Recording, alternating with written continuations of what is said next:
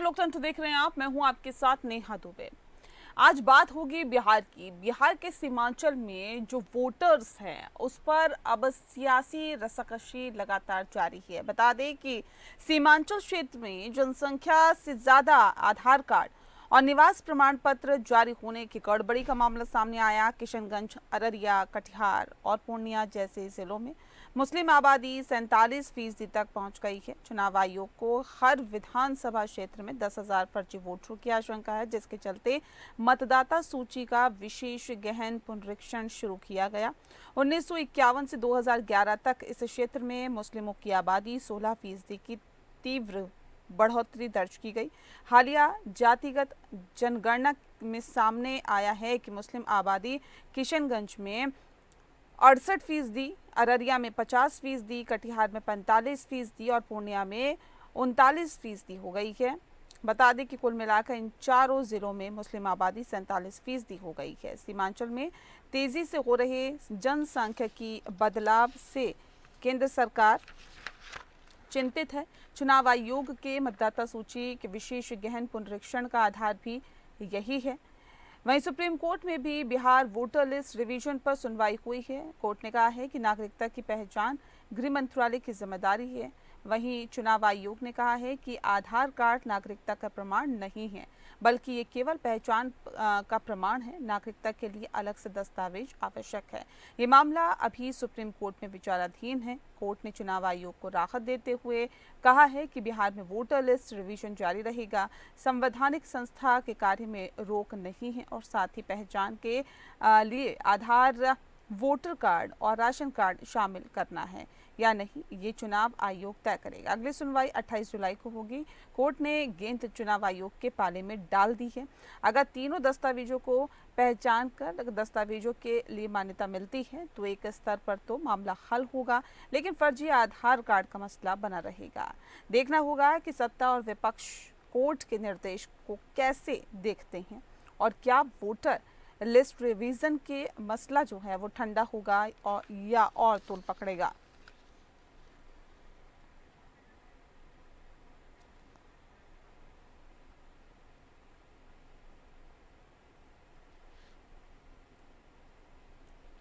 तो बिहार के सीमांचल में आपको बता दें कि जनसंख्या से ज़्यादा आधार कार्ड और निवास प्रमाण पत्र जारी होने की गड़बड़ी का मामला सामने आया। हालांकि बताया भी जा रहा है कि इलेक्शन कमीशन जो है वो तय करे पहचान के लिए दस्तावेज, और अगली सुनवाई जो है वो 28 जुलाई को होगी। कोर्ट ने ऐसा कहा है। संवैधानिक संस्था के कार्य में रोक नहीं है, सुप्रीम कोर्ट ने ये भी कहा, और साथ ही कहा कि बिहार में वोटर लिस्ट रिवीजन जारी रहेगा।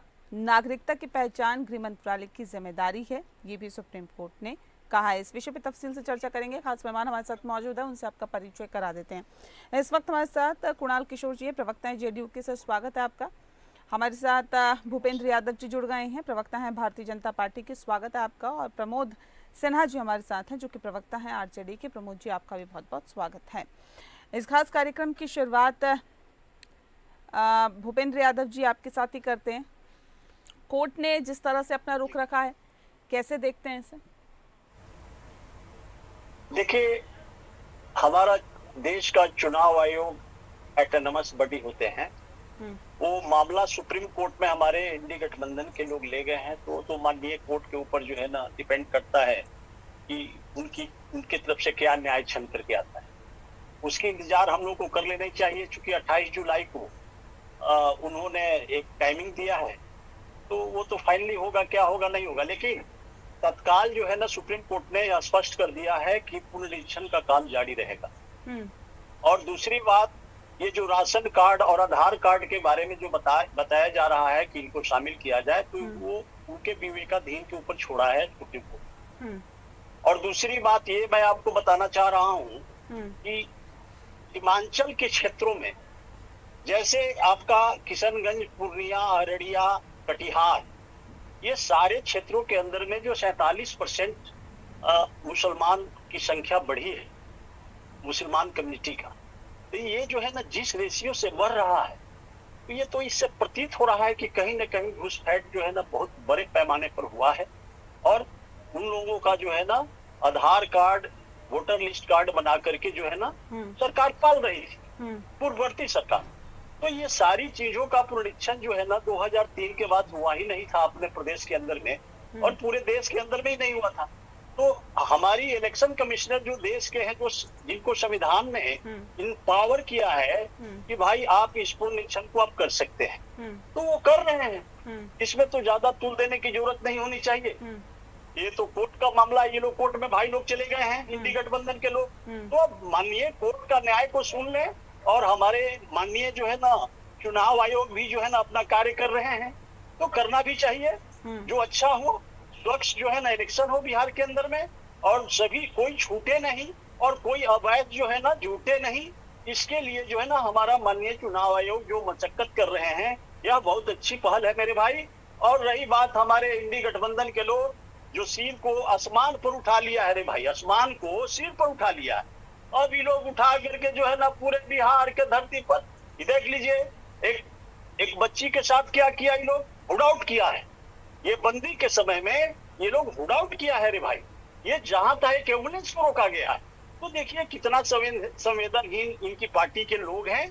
इससे पूरे जंगल राज 90 का दशक याद दिलाने के लिए कल लोग समझ गए, पूरे बिहार की जनता समझ गई कि यह जो है जंगल राज 90 का दशक का याद दिला रहा है मेरे भाई। अब जनता इन लोगों को माफ करने नहीं जा रही है। और ये बात मैं एक बात और बता दूं आपको नेहा जी, ये लोग जो है ना, जितने लोग उस रैली में जुटे थे पटना के धरती पर, सभी लोग कहीं ना कहीं फॉर्म भर करके पहुंचे थे। एक हमारे मित्र हैं हमारे यहाँ के ही, तो बोले कि भैया हम प्रमोद जी कैसे देखते हैं कोर्ट ने जो अपना निर्देश दिया, कैसे देखते हैं? देखिए नेहा जी, हम लोग न्याय के लिए जो है सुप्रीम कोर्ट गए हैं, और जिस प्रकार की जो हमारी आशंकाएं थी जो बनी हुई हैं, उस पर भी कई बातें चर्चा में सुप्रीम कोर्ट में आई है। अब रहा सवाल, अभी जो है भारतीय जनता पार्टी के प्रवक्ता बोल रहे थे कि जो हैं उसमें मुस्लिम की आबादी बढ़ी है, वहाँ घुसपैठ हुआ है, मतलब भारतीय जनता पार्टी के लोग कह रहे हैं। तो 11 वर्षों से तो डबल इंजन की सरकार है, देश में इनकी सरकार है, तो सीमा सुरक्षा की जवाबदेही और जिम्मेवारी नेहा जी किसके पास है? कैसे घुसपैठ हो रहा? अगर घुसपैठ हो रहा है तो इसके लिए जवाबदेह है केंद्र सरकार के गृह मंत्री, इसके लिए जवाबदेह हैं। आपकी सरकार जवाबदेही उनको लेनी चाहिए। और थोड़ा शांत हो जाइए, हाँ थोड़ा शांत हो जाइए, चलिए बोलिए। तो जवाबदेही तो पहले तो केंद्रीय गृह मंत्री को लेना चाहिए कि क्यों घुसपैठ हो रहा है, अगर ये लोग बोल रहे हैं तो। दूसरी बात है कि आधार कार्ड कह रहे हैं ज्यादा बना है, तो आधार कार्ड बनाने की जवाबदेही और जिम्मेवारी किसके पास है?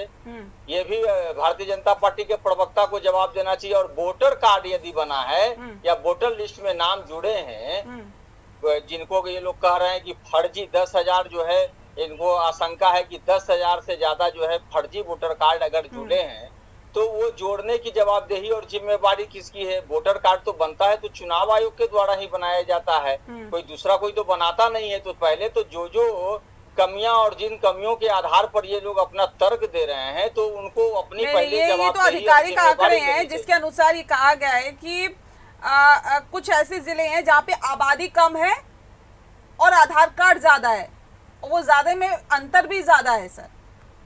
कई ऐसे जिले बताए जा रहे हैं। नेहा जी, बिहार में 20 सालों से इनकी सरकार है, केंद्र में 11 सालों से इनकी सरकार है। अगर इस तरह की बात हो रही है तो पहले तो इन लोगों को अपनी जवाबदेही लेनी चाहिए ना। बिहार में नीतीश कुमार जी गृह मंत्री है और केंद्र में कौन मंत्री है पता है आपको? वो लोग जवाबदेही लें कि ऐसे कैसे हो रहा है। सीमा सुरक्षा की लोग जो निगरानी ठीक से क्यों नहीं कर पा रहे हैं, कैसे दूसरे देश से लोग हमारे देश में प्रवेश कर जा रहे हैं। सिर्फ आरोप लगा देने से काम नहीं ना चलेगा।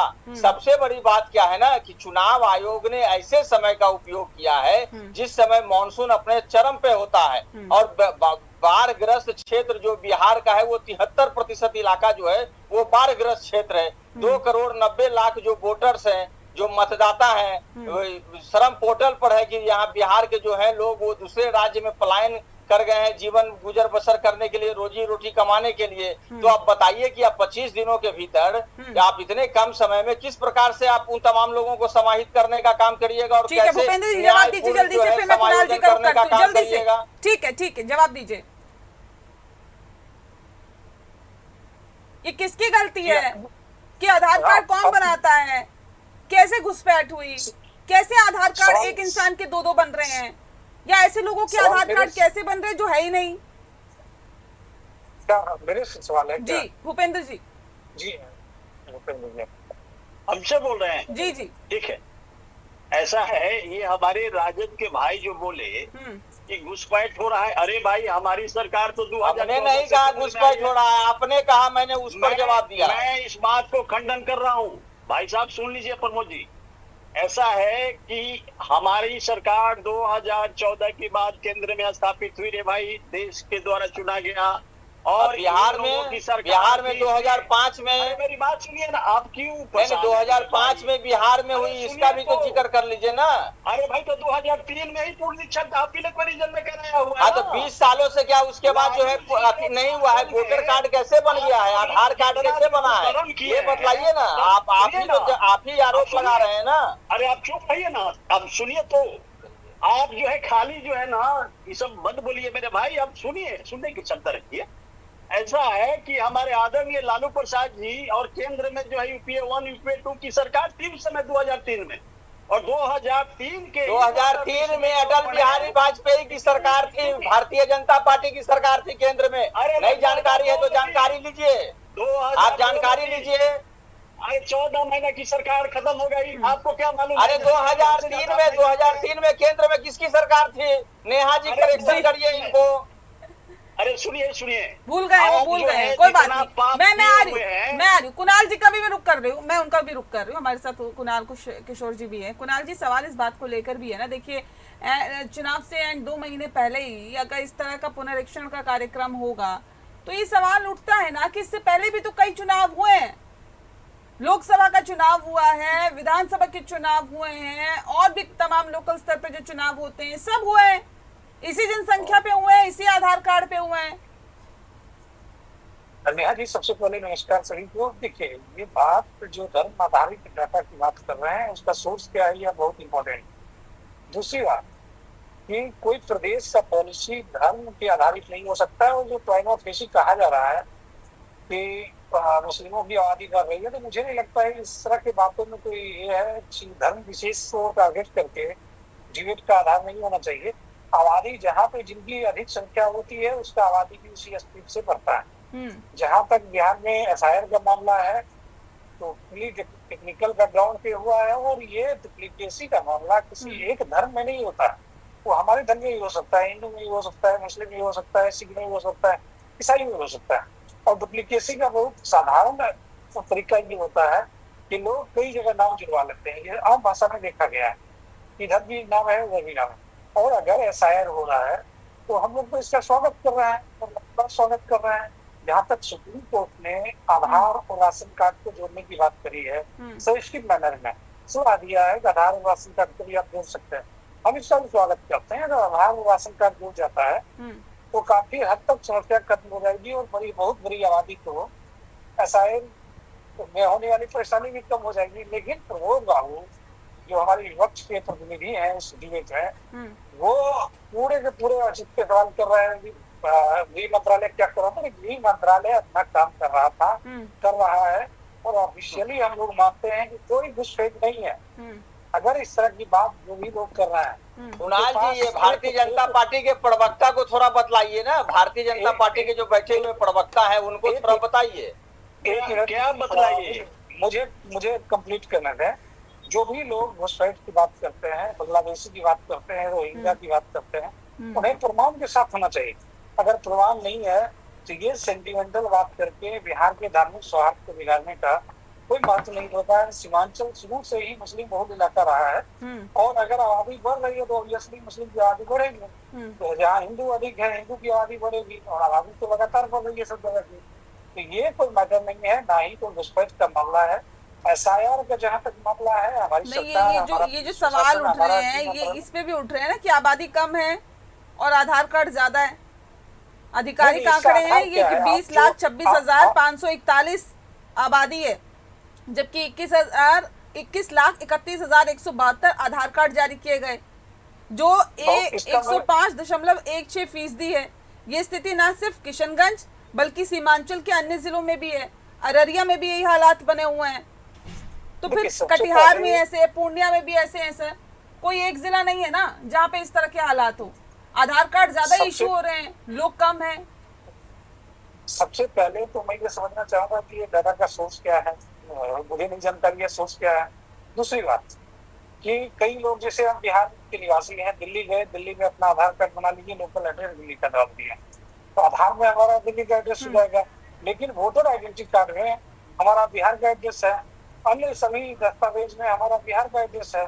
तो अगर दिल्ली की आबादी से अगर 2% आधार कार्ड बढ़ जाता है तो क्या माना जाएगा कि दिल्ली में घुसपैठिया आके रहने लगे? आधार कार्ड के आधार पर आप किसी को घुसपैठिया साबित नहीं कर सकते हैं, पहली बात। दूसरी बात, जो आप डेटा लगातार कोट कर रही है, मैं जानना चाहता हूँ उसका आधार क्या है, उसका सोर्स क्या है, आप वो डाटा कहाँ से उठा रही है, ये भी इम्पोर्टेंट होगा जानना। इलेक्शन कमीशन का डाटा है, बिहार सरकार का डाटा है, जातिगत संगठन का डाटा है। आधार संख्या में अल्ट्रेशन आना बहुत चुकी। मैं देख रहा हूँ कि मेरा घर है समस्तीपुर में और मैं पटना में आधार बना के रखा हूँ, तो जब डेटा आएगा तो आधार पटना का दिखाएगा। तो इसका मतलब ये नहीं है समस्तीपुर का आदमी पटना में आके घुसपैठिया बना के रह गया। और ये प्रैक्टिकल चीज है, हर परिवार में ये देखा जा सकता है, हर घर में देखा जा सकता है। जहां तक घुसपैठ की बात है, मैं सिरे से नकारता हूँ। इस तरह की बातें हाइपोथेटिकल सिनेरियो के करके प्रदेश के धार्मिक सौहार्द को, सामाजिक सौहार्द को बिगाड़ने का प्रयास नहीं किया जाना चाहिए। और अगर इस तरह का कोई मामला संज्ञान में है तो सर, जो भी व्यक्ति इस तरह का आरोप लगाते हैं उन्हें सक्षम प्राधिकार में इस तरह का आवेदन देकर इस चीज को सॉर्ट आउट करना चाहिए। जी बिल्कुल, इसको सॉर्ट आउट करने की जरूरत है अगर इस तरह के मामले सामने आ रहे हैं। लेकिन इस बात को भी आपको समझना होगा कि बार बार इस बात को कहा जा रहा है। देखिए भूपेंद्र यादव जी, ये तो विपक्षी दलों की तरफ से बार बार कहा जा रहा है कि अगर इस तरह से कहा जा रहा है कि देखिए फर्जी वोटर्स हैं जो वोटिंग करते हैं, इससे वोटिंग पे भी इफेक्ट होता है, तो क्या जो इससे पहले चुनाव हुए वो सब इसी तरह से हुए हैं, तो वो भी फर्जी थे क्या? ऐसा है कि नेहा जी, मैं बता दूं कि ये जो भी चुनाव आयोग माननीय कर रहे हैं उसमें तो सही बात है कि हम लोगों को मतलब बहुत ज्यादा इंटरफेयर करने की कोई आवश्यकता नहीं है। लेकिन रही बात ये जो आधार कार्ड और जो है निवास प्रमाण पत्र अधिक बन जा रही संख्या से अधिक, तो ये जो है चिंता का विषय है और इसकी जांच होनी चाहिए। एकदम जांच करके दूध का दूध पानी का पानी होनी चाहिए। ये बहुत जरूरी है आज के लिए और देश हित के लिए। बिल्कुल, दूध का दूध पानी का पानी होना चाहिए। देखिए प्रमोद जी, ये भी अभी पूरी तरह से कोर्ट ने कह दिया कि देखिए तो पूरी तरह से जो आयोग है, चुनाव आयोग, उसके ऊपर डिपेंड करता है कि उसे आगे क्या कदम उठाना है। बिहार में वोटर लिस्ट रिवीजन जारी रहेगा, ये भी क्लियर हो गया है। संवैधानिक संस्था के कार्य में रोक किसी प्रकार से नहीं रहेगी, ये भी क्लियर है। और पहचान के लिए दस्तावेज जो है वो इलेक्शन कमीशन तय करे किस आधार पर वो आगे पहचान को आगे बढ़ाएंगे या पहचान पत्र के तौर पर किसे मान्यता देंगे। तो अभी हालांकि जो ये रिवीजन जारी रहेगा ये तो कोर्ट ने भी तय कर दिया है। नेहा जी, हमारी जो आशंकाएं थी और जो अभी भी बनी हुई है, उन तमाम आशंकाओं को लेकर के हम जनता के बीच भी जा रहे हैं कि आखिर क्या ये चुनाव आयोग को जब नजदीक आ गया, बिहार का चुनाव नजदीक आ गया, तब जैसे गहन पुनरीक्षण कराने की आवश्यकता पड़ी। अगर इसको कराने का जरूरत था तो इसको लोकसभा चुनाव के तुरंत बाद इसको कराया जा सकता था। अब जो देखिए जनवरी माह में तो जो ये केंद्र सरकार करा रही है क्या? ये तो चुनाव आयोग करा रहा है ना सर। नेहा जी बात को सुन लीजिए ना। इस जनवरी माह में भी जो है चुनाव आयोग के द्वारा जो है मतदाता सूची का प्रकाशन कराया गया। उसके बाद जो है कार्यशाला का भी आयोजन कराया गया, जिसमें तमाम दलों के लोग जो है उसमें शामिल हुए। उसमें भी इस तरह की बातें नहीं आई कि इस प्रकार से हम जो है विशेष गहन पुनरीक्षण कराने जा रहे हैं, जिसमें बिहार की 8 करोड़ जो मतदाता है उन तमाम मतदाताओं को अपना सत्यापन कराना है और उन दस्तावेजों के साथ सत्यापन कराना है जिन दस्तावेजों की संख्या जो है लोगों के पास बहुत कम मात्रा में उपलब्ध है। और वो भी बिहार जैसे राज्य में जहां 73% आबादी बाढ़ क्षेत्र है और जो है यहाँ से जो है लगभग 3 करोड़ लोग जो है दूसरे राज्य में पलायन किए हुए हैं अपने जीवन गुजर बसर करने के लिए। तो आप 25 दिनों के भीतर अगर इस प्रकार का आप ला रहे हैं कि हम इसको जल्दबाजी में करा लेंगे, तो कैसे कराएंगे? जब जिन दस्तावेजों की बातें कही गई, आज तो सुप्रीम कोर्ट ने भी कहा है ना, भले जैसे ये पाले में चुनाव आयोग को ही डाला गया है, लेकिन सुप्रीम कोर्ट ने भी तो कहा कि आप इसको देखिए, आधार है, पैन, ये वोटर कार्ड है, राशन कार्ड है, इसको देखने का जरूरत है। तो ये समझने की बात है ना। आखिर सबसे बड़ा बात है कि आप 25 दिनों के भीतर, हमारी आशंका कहाँ है, आप कराइए, शौक से कराइए, लेकिन अब क्या करिएगा? मिलना चाहिए, अगला कदम क्या होगा प्रमोद जी? समय दिया जाना चाहिए। अगला कदम क्या होगा, क्या करिएगा अब? नहीं, हमको देखिए, हम लोग तो सुप्रीम कोर्ट गए हैं ना, हमको न्याय पे भरोसा है, भारत की न्याय प्रणाली पे भरोसा है, तभी तो हम गए हैं। जनता की अदालत में भी जा रहे हैं। लोकतंत्र में जो है जनता के पास ताकत निहित है और जनता मालिक है। हम जनता के बीच भी अपनी बातों को रख रहे हैं और हम जो बातें कह रहे हैं वो जनता के लिए ही तो कह रहे हैं। हमको वोटों की चिंता नहीं है, हमको वोटरों की चिंता है और उन्हीं वोटरों की चिंता के लेकर के ही अपनी आशंकाओं को हम व्यक्त करने का काम कर रहे हैं। जमात ज्यादा है। अरे बोलिए नहीं ना, विदाई तय होने वाली है। अरे 2-3 महीना और बच गया है। बिहार की जनता जो है ना, लपेट के अब जो है बाहर करने वाली है। बहुत दिन आप लोग रह लिए जनता को जो है ना भ्रमित करके। अब जनता आपको दोबारा जो है बुला नहीं रही है। 2-3 महीना का इंतजार कर लीजिए। जब काम करने का समय आता है तो जैसे गाल बजाने लगते हैं। आप टेहो कर रहे हैं। 6 महीना पहले इलेक्शन के आते हैं आप लोग, आज जो है 5-4 बरस आप लोग आते हैं। कहाँ हम लोग रहते हैं? कहाँ रहते हैं आप लोग? आते हैं? अरे हम लोग दिन और रात 24 घंटा जनता के बीच में रहते हैं। आप न बताइए कि कहाँ कौन रहते जनता हैं? के बीच में रहता है, कौन नहीं, ये तो जनता तय कर देगी। बहरहाल वक्त की कमी है। बहुत शुक्रिया आप सभी मेहमानों का हमारे साथ इस खास चर्चा में शामिल होने के लिए। लोकतंत्र में फिलहाल के लिए इतना ही। नमस्कार।